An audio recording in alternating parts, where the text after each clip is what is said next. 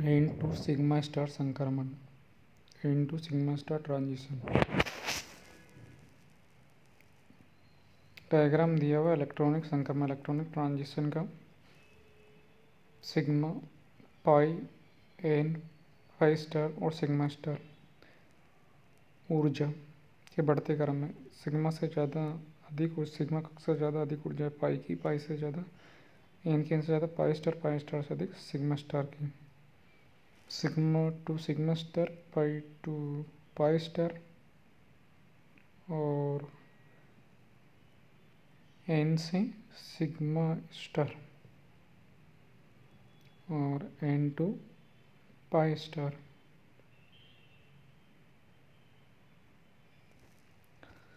यदि अणुओं में अबंधी एन इलेक्ट्रॉन हो तो लेकिन कोई पाई बंध न हो, उदाहरण एल्केनॉल, ईथर, थायोल आदि, तो उनमें sigma n to sigma star संक्रमण होते हैं। इस संक्रमण से लगभग 200 से 250 नैनोमीटर पर अवशोषण बैंड प्रदर्शित होते हैं। संक्षेप में इन 4 प्रकार के इलेक्ट्रॉनिक संक्रमणों को चित्र द्वारा प्रदर्शित किया गया है। इन इलेक्ट्रॉनिक संक्रमणों में अवशोषित हुई ऊर्जा का सामान्य क्रम निम्न होता है: एन से पाई स्टार, पाई से पाई स्टार।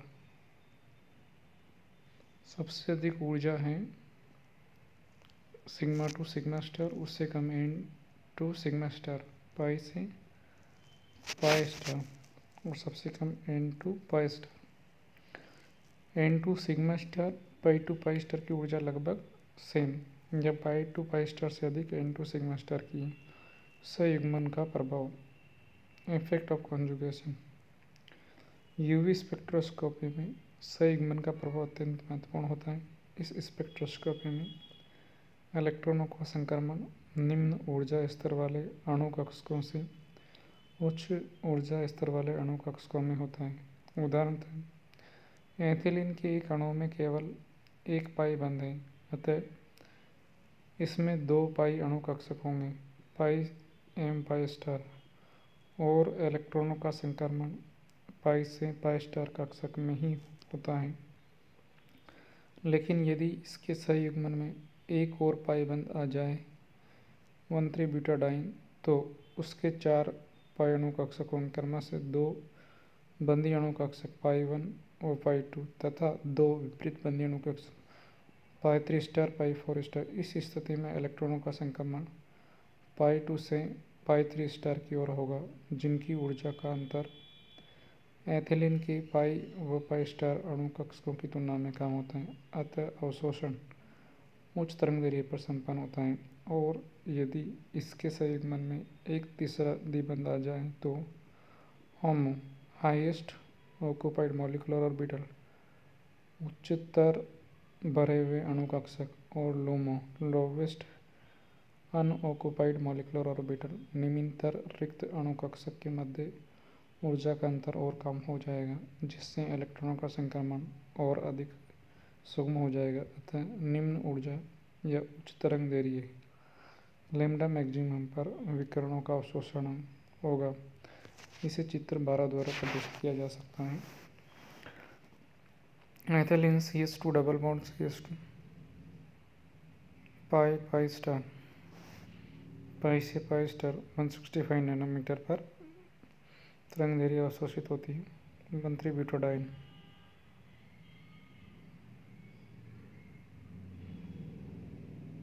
पाई पाई 2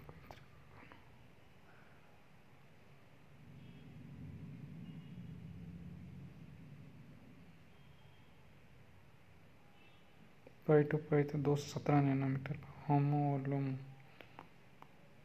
3, होमो और लोमो पाई 3 से पाई 4। अवशोषण की तरंगदैर्ध्य पर संयुग्मन का प्रभाव। इस प्रकार हम देखते हैं कि किसी अणु में संयुग्मन की मात्रा जितनी बढ़ती जाएगी, उसके अवशोषण की तरंगदैर्ध्य में उतनी ही वृद्धि होती जाएगी।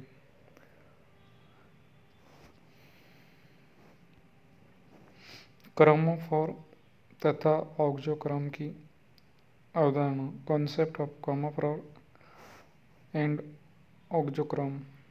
क्रोमोफोर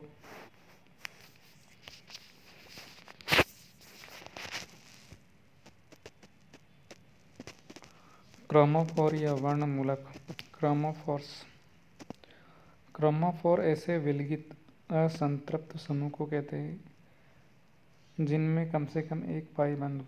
उदाहरणतः प्रोपीन में CH double bond CH2 chromophore है तो 2-बीटीन में CH double bond CH chromophore समूह विद्यमान है।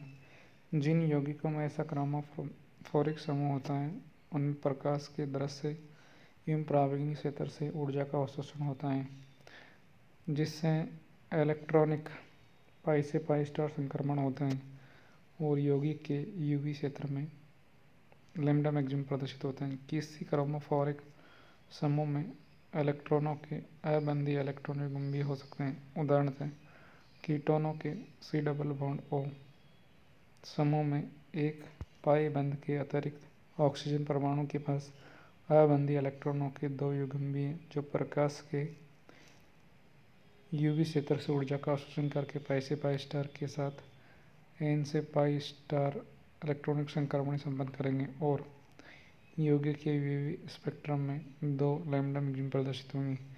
यदि किसी यौगिक के लैम्डा मैक्सिमम का मान 200 से 400 नैनोमीटर के मध्य है, इसका अर्थ यह है कि इलेक्ट्रॉनिक संक्रमण के लिए वे परावैंगनिक प्रकाश का अवशोषण करते हैं। एल्केन, एल्डिहाइड, कीटोन आदि इस प्रकार के यौगिक ऐसे यौगिक रंगीन होते हैं। इसके विपरीत यदि किसी यौगिक में NO2 chromophore N double bond O उपस्थित हो तो वह यौगिक प्रकाश के दृश्यता से अवशोषण करता है और इनके लैम्डा मैक्सिमम के मान 400 नैनोमीटर से अधिक होते हैं। ऐसे यौगिक रंगीन दिखते हैं। अतः नाइट्रोबेंजीन हल्के पीले रंग का होता है, जबकि मेटा डाइनाइट्रोबेंजीन गहरे पीले रंग का होता है। उपयुक्त से निष्कर्ष निकाले जा सकते हैं कि किसी रंगीन यौगिक के लिए आवश्यक है कि उसके अणुओं में क्रोमोफोरिक समूह हो, लेकिन क्रोमोफोरिक समूह युक्त यौगिक रंगीन हो ये बिल्कुल भी आवश्यक नहीं है। ऑक्सोक्रोम या वर्णवर्धक। ऐसे संतृप्त समूह जिनमें कम से कम एक अबंधी इलेक्ट्रॉन हो ऑक्सोक्रोम कहलाते हैं।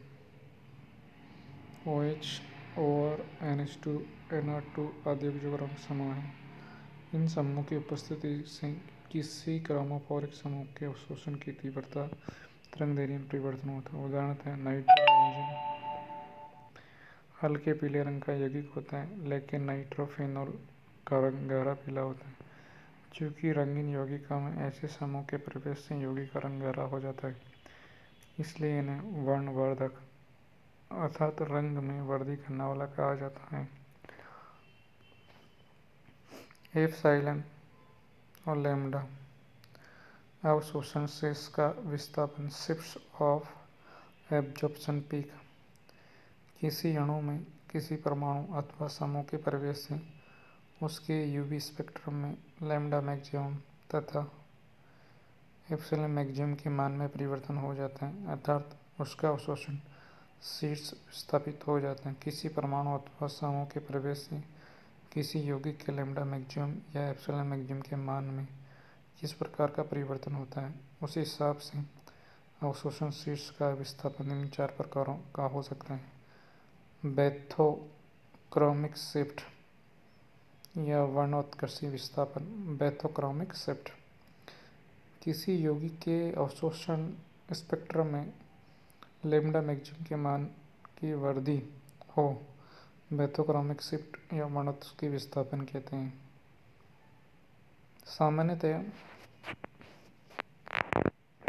सामान्यतः किसी अणु में किसी परमाणु अथवा समूह के प्रवेश से बैथोक्रोमिक शिफ्ट प्रदर्शित होता है, चूँकि इस प्रभाव में लैम्डा मैक्सिमम के मान में वृद्धि होती है। अतः अवशोषण शीर्ष एब्जॉर्प्शन पीक का दृश्य प्रकाश के लाल रंग की ओर खिसक जाती है। इस कारण इसे लाल विस्थापन रेड शिफ्ट भी कहते हैं। उदाहरण बेंजीन का अभिलाक्षणिक बी बैंड 256 नैनोमीटर पर प्राप्त होता है।